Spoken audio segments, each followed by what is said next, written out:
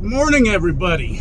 How y'all doing out there? I had a kind of a not great night, or kind of a rough night, because this load, like, for some reason, keeps confusing me. I picked it up on a Friday, but Friday night. I didn't have any time to drive on it, or nowhere I could park anyway, so I just sat on it.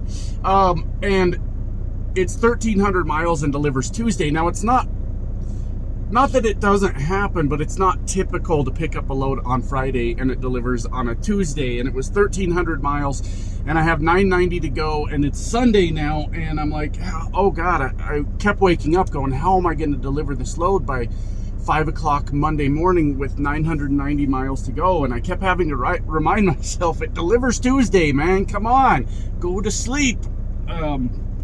So that was stressing me out for absolutely no reason, and that's how anxiety works. You get stressed out about a thing that's not even a problem. How about it? How about it? Anyways, I'm not worried about it now. I just have 990 to go. So like yesterday I slept in, today I slept in, tomorrow I'll probably sleep in a little bit too, and then it delivers 5 a.m. Tuesday, so I can't then. But it's been kind of nice because I turned on the old laptop last night and played the NCAA football 14. I love it. It's so much fun. I'm not that you guys, I don't know if you guys care, but I'm the Idaho Vandals. But it's too easy. But that's always been the problem with those EA Sports games, man, is like when you set it on the hardest difficulty, like I just get blown out like constantly. But then when I go one difficulty level lower, the CPU is not competitive at all, and I don't know how to fix that. So with my crappy team, I've lost one game and I've won like 6 of them already. I even beat a ranked team. If anybody cares about all that, I don't know, but I was having fun with it. I was having a good time. So oh boy, what do we got going on today? Getting the truck ready to go. This is a refrigerated load. This company doesn't really have divisions for that. It's just whatever needs to move, you take it. And this one, I kind of like the reefer loads. It's a new trailer, so it's real nice to pull. Everything works on it. I'm not worried about brakes and tires and what's wrong with this and that. It's a really new trailer, and it's only 21,000 pounds, so running over these mountains, no big deal. No big deal. We slow down a little bit, but not too much. And that's really it. That's all we got going on today. Just getting ready to go, and we'll try to knock out, we'll try to get it under, say, 500 for tomorrow. Give us 500 miles to run tomorrow, and then we'll be done. But the problem is, it's going up near Seattle. By the time you guys actually see this video, no, I'll put this out Monday. So anyways, it's going up, what is that called? Up in Washington, Sumner, Washington. So it's right in that Seattle area. And I think Seattle has never been a great place for me to park. I've always had trouble there. So I guess I'll have to get there really early Monday, because the other options are to park. Seattle's always been a tough one. That's the problem. You can park out before Snoqualmie, or however you say it, and there's some truck stops out there. But then you got to get up real early and climb over those mountains, and so I'd have to get up at like 3. Oh well, I guess that's just how it goes. I've never really been a fan of, I don't mind driving to Seattle, but having to get in there that early in the morning kind of makes you have to plan a little bit more what you're doing, and where you're going to park and all that stuff. So yeah, that's kind of where we're at. So Monday night's going to be no bullshit, just get to work and get to sleep and get up early and get it done. That's all I can do. That's all I can do. So anyways, guys, not much else going on right now. Just get out here and do some trucking, I guess, and way of the road, bubs. Talk to you soon. Well, this is kind of sad. I don't know if you guys have ever been here. It's just near Boise. I think it's maybe Caldwell, the Sage Travel Plaza. I always park here because there's almost always parking. And I just pulled in. They have one entrance to the lot completely blocked off, and the lot's almost totally empty. And you walk in to go inside, and they have a sign on the door that says, truckers, we no longer own the lot where you normally park. Find somewhere else. So I don't know what their plan is, but hey, this is about to be in my humble opinion, another little truck stop going under. Because now if we can't even park here, we can't really spend money here unless we can get fuel here. And what are the odds that we can get fuel here? As company drivers especially. Bugs on the windshield. Bugs on the windshield. But hey, that's kind of sad, right? Oh boy, they don't have parking here anymore for truck drivers. So we are gonna get out of here. There are other trucks parked here, and it looks like they're probably staying the night, but what I don't want is to get woke up at some time middle of the night. I don't know how much they're enforcing this whole thing because few people don't seem to care, but I don't want to get woke up and told that I need to get my truck out of here. So we're gonna hop over to the Pilot across the street. It's not too late in the day right now, 4:45 or so. So just hop over there, see if they got some parking for us, and call it a day. But I was a little bummed out to see that. It's not like a great truck stop. It's actually old and not in great condition and things like that. But it's always it's old reliable for me. There's always been a spot for me to park here, and that's a little sad to see it go. So I guess I'm getting a little emotional, a little emotionally attached to a little old crappy truck stop. But man, I guess that's just what happens. You're a trucker for a while, and if this car would go, damn it, I could at least get into the middle out there. It's always a pain in the ass to get out of. You always got to get in that middle turn lane and then move over from there. But anyways, hey, maybe that's why some of the old truckers are so angry, is because they've been around and they've seen these old truck stops close on them, and I'm feeling a certain kind of way about it right now. I definitely am. I always freak traffic out when I do this right here because I just come out. I just come out because you'll wait here all day if you don't. But hey man, I gotta be honest, I'm a little sad about this. This is it doesn't feel good, man. It hurts my heart a little bit to be dealing with such a thing. Damn it. Oh well, we'll head over to the Pilot, see what they got, and call it a day. I've got 487 miles to my destination to bang out tomorrow. Nothing to it, nothing to it. So, oh yeah, it looks like I'm way up on that car. See, zoom out. See, I'm not road raging anyone. Talk to you guys soon. This dude over here, right here, that dude, he's doing some silly trucker shit where he blocks off, you know, 10 parking spots and just sits there. Been hanging out for a good 10 minutes now. But hey, it's all about him. And the rest of us, well, we can just wait until he's done. Good morning, everybody. It's good to see you. Good to see you. Loving the new haircut, can't lie to you. Feels so much better in this warm weather. As a matter of fact, I better take the jacket off. I figured out, finally, I think last night, how to get the heat to work off the APU. It wasn't freezing in here. Not that it's that cold out there anyways, but it was noticeably colder up here when I opened up the curtains.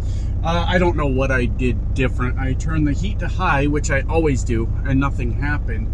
And I asked in an earlier video, do I need the fan on? And somebody said no, I think, but that's okay. I turned the fan on low with the heat on high, and I never felt any heat coming from anywhere, but it didn't get cold. I don't know. I have no idea. So yeah, it wasn't too bad, but yeah, baby, we're getting up. We've got 490 miles to go to our destination. I'm gonna have to pay attention a little bit later in the day to where I'm actually going to park. Am I gonna park before I cross the mountain, Snoqualmie, or am I gonna try to park in Seattle? I don't think I'm gonna get there early enough in the day to park in Seattle. Last thing I want to do, it's been a while. I used to go to Seattle quite a bit, but it's been a while. And never, now that I think about it, I don't think that I've ever had to be there for a 5 a.m. appointment. So, you know, when you got to be there at like 9 a.m., 10 a.m., something like that, it makes the decision-making process so much easier because you just park on the other side of the mountain, call it a day, get up in the morning and go do it. But then with having to get up at 5, I mean, be there at 5, I don't even know, man. I don't even know. I haven't figured it out yet, but I'm sure we'll get it done. we'll get it done. And that's just the way it will go. So that's what we're looking at for today. No big deal. No big deal. I don't really have much else to talk about at the moment. How about that goofy trucker blocking off all those parking spots? It's like, if you need to stop and figure something out real quick, sure, what the hell, why not? But dude, it was like, I got up, went to the bathroom, got me some coffee and a tea, and then I came back out, did my pre-trip, got in the truck, and he's still just sitting there. I'm like, come on, man. All these people, like, that you're just blocking into their spot. And that's on both sides, because the slot's very small. So if you're leaving from the opposite side, you need that space. It's not a very small lot, but you do need that space if you're trying to leave. But who cares, right? Who cares, man? Some guys, just, the world is all about them, and well, that's a you problem if you need to get out, or if you need to get on your way and all that stuff. And I know you can just go over the guy, hey dude, like, can you move? I need to get out of here. But a little situational awareness never hurt anyone at all. Just, hey, acknowledge that maybe you shouldn't be blocking off, 20 potential truckers that need to leave, or there's empty spots here. Maybe a guy needs to park. Maybe he just got done driving all night. But you know what? Hey, we'll let you know if we need you to move, I guess. It's your world, baby. We're just living in it. So anyways, I'm gonna head out for now. I think I'll just end this probably with a little discussion I want to have later tonight, and we'll talk to you guys then. Bye now. All right, what's going on, guys? We've done it again. We're still alive. No one died today, so hey, I guess that's a successful day. That's what I've been told. Any day you wake up, they say. That's what they've been telling me. So I don't know. I'll accept it. It's a fine answer. Let me get this APU started. I forgot to do that. We're going to need some AC here soon, but we're about 113 miles from our stop in the morning in Sumner. Why do I always forget Sumner's name? I have no fucking clue. I always forget. Anyways, in Sumner, and well, we'll just get up early in the morning and get it done. I got to be there at 5 a.m. It's a Costco DC, which love that. I love Costco DCs. The company out of Denver that last I knew had the Costco stuff was Navajo, and I was there for a little while. I didn't think they were a very great company. So, but if I could work just with Costco, I'd probably be a pretty happy guy, because their DCs are just streamlined in and out, and away you go. So I don't know where I'm going yet. Dispatch has yet to send me another load, so boy, that belt's making a lot of noise on that APU. Let me restart that. That sounds terrible. I'll give that a minute. I can't get to the APU on this truck. It's under all the side fairings and whatever. You got to rip off the whole side to get to it, so I can't even look at it without doing all that, and I'm not about to do that. That sounded really bad though. So hey, we'll see how it works. Hey, hopefully it breaks down and I get motel rooms paid for by the company, right? That'll be nice. But anyways, what was I saying? Well, I was excited about Costco or whatever other boring shit I talk about. So whatever, that's just how it's gonna go. We're gonna get up at 2 a.m., get there, and go. I'm pretty far from Seattle still, and parking was already difficult, and it's 2 p.m. This loves that I'm at just about full already. And that's sort of the reality of heading towards Seattle is you run out of parking very, very quickly. So I do have something I want to talk about today. Do we have any sports fans in the house? Anyone? I can't hear you. But if there are any sports fans, you're familiar with the term, this is a rebuilding year, right? And I had posted a video to my community tab earlier. I know it's not everybody's favorite. I don't know the guy, so I don't have any judgment either way, from Red Viking Trucker. Like I said, I don't know him. I know a lot of people feel a certain kind of way about him. I don't listen to other people, as we all know. I do my own thing, and I thought he put out a good video, so I shared it, which happened to coincide with the video I was planning to do today anyways. But Red had on a guy that was like a college basketball star. He's getting up there in the years now. Was drafted into the NBA, but didn't really go anywhere at all with it and is now a trucker. But the guy had a lot of really, really cool things to say. Not a lot of people can say they get drafted into the NBA, right? So even if it doesn't end up working out, you got drafted into the NBA. That's a cool story no matter what, right? And that sort of fits a lot of what goes on here in YouTube and in life, and anytime there's social media involved, things like that. When you make it to the dance, God damn it, you tried really hard and you made it to the dance, right? There's always someone there to like point out the negative of, yeah, maybe you got drafted to the NBA, but do you have any championship rings? Do you have millions of dollars? Do you have all these things? That man's gone further in life than most people have, just by getting drafted in the NBA. If nothing else, for the story.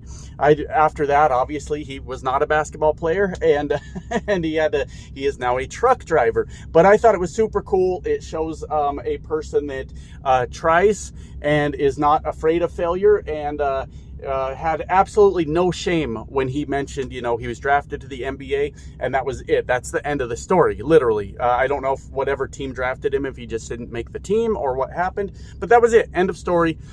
Nothing else. But a very well-spoken man.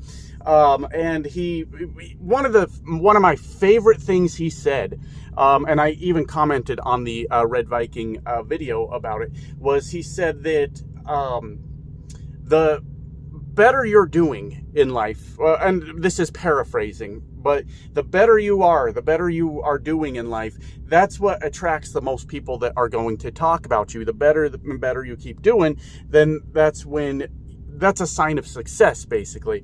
And I thought it was just a really, really cool thing to say, because like, if you're not really doing anything, nobody has anything to say, is the point. And I just thought that was a really cool thing to say. So let me try starting this APU one more time and see if that belt sounds any better. I just can't get to it. I would happily go out and at least have a look, because you guys know I am the world's greatest mechanic, also after world's greatest trucker. So I would go out there and fix that thing right up, get it fixed right up. So anyways, I wanted to talk about a rebuilding year. Yeah, hell yeah. If we're all sports fans, we've heard that term before.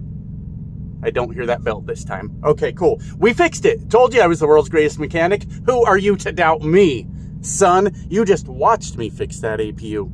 And I didn't even have to step out of the truck or break a sweat. Question that, motherfucker. I didn't think so. World's greatest mechanic. Damn, I just keep adding to my accolades, don't I? Good Lord. Never ends with me. Anyways, normally in sports, a rebuilding year, I'm a football fan, so that's what we're going to use. Normally a rebuilding year happens right around the same time the franchise quarterback retires, and the team has determined, hey, we're just going to suck for a year, right? They'll start trading off star players, stocking up draft picks, reworking contracts, trading players for other players, trading players for draft picks, whatever they need to do to start positioning themselves to actually suck, really, literally, for that next year. And just, they know they're going to be mediocre. They know it's just not going to be a wholly great thing. Like, this really great thing is what I meant to say. But the whole thought process behind the rebuilding year in football is to plan your strategies, right? Think about what you're going to do. How can your actions now affect the outcome later? And then, hopefully, if all goes well, you only have one rebuilding year. If all goes well, you only have one of them. But we've seen it. I'm a football fan. I'm a Denver Broncos fan. And my God, have the Denver Broncos sucked for a while now, since Peyton left. And that was a long time ago, right? But what you see is an acknowledgement, right? From adults, from professionals, from visionaries, that, hey, this just isn't going to be the greatest thing in the world. We are definitely going to have some challenges here. But if we plan our things right, and we make the right moves, then all this should start to make sense at some point, right? And the point of that is, is that's where I'm at in life right now. Let's call this a rebuilding year, baby. Let's call it a rebuilding year. And I kind of, you know what I think I might do after I finish this video is I might open up my calendar on Google, right? And mark this day a year from now and say something like, this is the end of the rebuild year, right? It's been 1 year, something like that, because that's exactly where we're at. Now, being the absolutely vile place that social media can be sometimes, hold on, let me, now I need AC. Now that that's on, now I need AC. Sorry. As you guys are aware, I have been frequently accused of being a failure. And there are times where I have taken that to heart and been like, oh my God, I'm such a loser. What will I ever do? How will I ever bounce back from that? And sometimes I have to really just focus and realize that it's easy to do nothing and say negative things about somebody that's trying. Showing up is 90% of the battle, right? Show up to the dance. You may not win them all. You may not win them all. Maybe it's not 90%, but it's up there. It's up there, right? So the more I think about that, the more I realize I don't have to solve all the problems right now, right? I can just start to break down what these issues are and what it is that I need to do. And without even realizing that that's kind of what I was doing, that is what I was doing. When the lease that I just did, I don't think was stupid. The reason I don't think that is because historically, the spot market bounces back around this time of year. Historically. We're in one of those weird economies where things are not great right now. That too will eventually bounce back, but not this year, I don't think. I'm not an economist. Don't listen to me on that. But because of the strange economy that we're in right now, the spot market as of yet, or as of last time I checked, has not bounced back, and I ended up kind of taking the loss on that one. But that's what happens when you try, right? You win some, you lose some, and at the end of the day, you hope to win more than you lose, right? But because I'm like, okay, this lease is going really bad. I mean, I had maybe a couple big weeks, but most weeks I was bringing home around $600 a week. It's not great. That's what I did here last week on the small week when I took time off, you know, as a company driver. But I do at least twice that now, at least. And that's not a very big week. Also, you get the point. I'm not trying to defend myself. Fuck it. Who cares, right? But I've started to, you know, obviously look at what are the problems and figure out solutions to those things, right? And then we'll fix them as we go. And that was phase one, baby. That was phase one, right? Let's get into something more stable and let's start making this work. Now, because of that old International, I obviously racked up quite a bit of credit card debt. Not like a crazy, insane amount of credit card debt. It's not that nuts. I'd, off the top of my head, 12 grand tops. 12 grand tops. That's not an unmanageable amount. It's just, okay, we got to start figuring out how to do it, right? So that's sort of the next phase of the plan, if you will, is start paying down that debt. Obviously, I've been paying down that debt, but like really, really focus on it. Like I have one card that is $7,500 limit on it, and I did have that fucker almost maxed out too for a while. I had that thing fucking a while. It was way up there. But I've started to focus in on just that one. Okay, let's go ahead and just hit that one with, we've got, all right, let's pay the bills on the others. Let's pay the bill on that one. And then, oh, the week just ended and we've got an extra $200. Well, let's put it there too, right? And so on and so forth. So that's the next phase. Not that you guys really need to be too much into my finances and all that stuff, but I'm just explaining it's a rebuild year, baby. It's a rebuild year. And there's a certain mentality you need to have, right? Don't look to me to be your life coach either. This is me. This is just my therapy right now. But this is the way I think. There's a certain mindset you need to have to eventually find success, right? And that mindset is certainly not sitting on the sideline doing the bare minimum and saying, look at that guy, what a fucking loser he is. That's not it. Can promise you that. That's definitely not it. But acknowledging that sometimes along the way, you're going to get your ass kicked. You're going to fall on your face. You're going to have all these things go wrong, but do you have it in you to get back up and try it again? I do. I do is the fucking point. I absolutely have it in me again. Because you guys know me. Sometimes I let the noise get in my head, right? And listen to the weird twist of what actually happened in my own life, and then I start to believe it. The international. You think I failed with that international? Let me explain what happened then. I made a lot of money with that international. Spent a lot too. Credit card debts, remember? Yep. But made a lot of money with that international. Sold it. $5,000 in my pocket after they paid it off. I don't think that's a total loss. And there were a lot of lessons learned with that. And education is expensive. We've been saying that since the beginning of this channel, haven't we? Haven't we? But I guess I better wrap this up because it's very long and I got a little bit off track. There's a lot to be said, my friends, for each and every one of you, for me, for everybody out there that has the balls to try, right? Get bucked off that horse. Do it. It's good for you. Builds character. And then get back on that bitch and ride again. Got it right. Hell yeah. Hell yeah. And that's what we're going to do around here. So from here on out, folks, this will be known as the rebuild year. We're going to give her hell. And then we'll see what we do with it. We'll see what we do with it. So, that's all I got for you guys today. Appreciate you stopping by. I'm going to get this video thrown together and uploaded. And we'll see you next time. Bye now.